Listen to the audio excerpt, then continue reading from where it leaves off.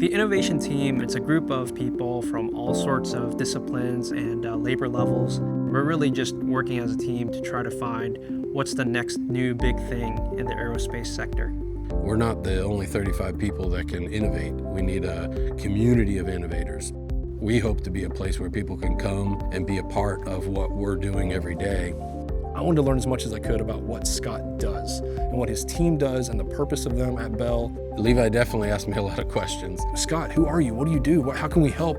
But it's part of the technique of figuring out what people have inside of them, right? That's how the great ideas come out. Him educating me on everything they're involved in, and I said, I think there's an opportunity here for something else. There's the artists, there's the engineers. What happens if we merge those two? Levi came and said, Doug, we need you to pitch to come along and help our innovation team design helicopters. And I was like, okay, it's not something we've actually done before, we're not engineers.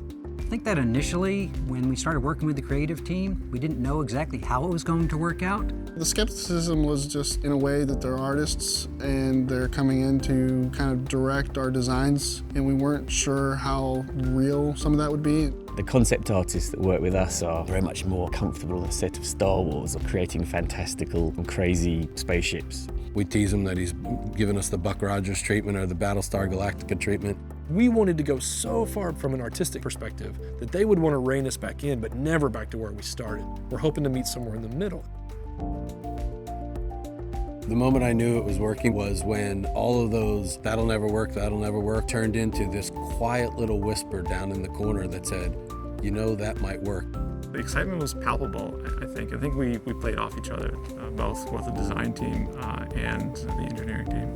We went out to see the latest Lamborghinis, the Ferraris, all that kind of stuff. We took various elements of those, and then Radesh managed to pull all of that together into one cohesive design. I think it was a challenge to be able to do something that's actually going to be built. Know that it's not just going to be some pixels on the screen.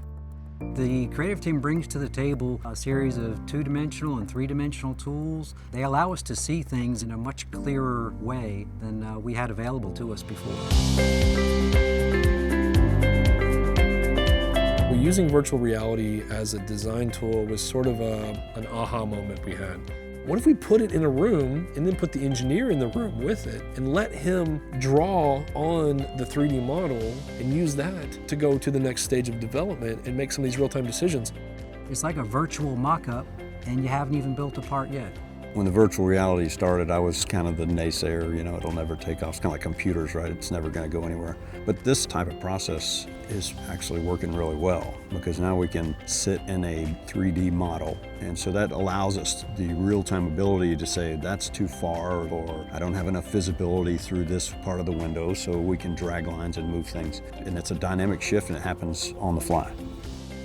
So over the past year, we've worked on hundreds of sketches for things that can fly next year to things that can fly 30 years from now. We've got technologies on there that are very futuristic, different blades, a different look.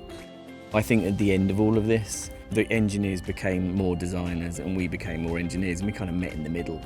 We have a holistic experience now, and that helps us drive the designs forward and makes them come to life faster.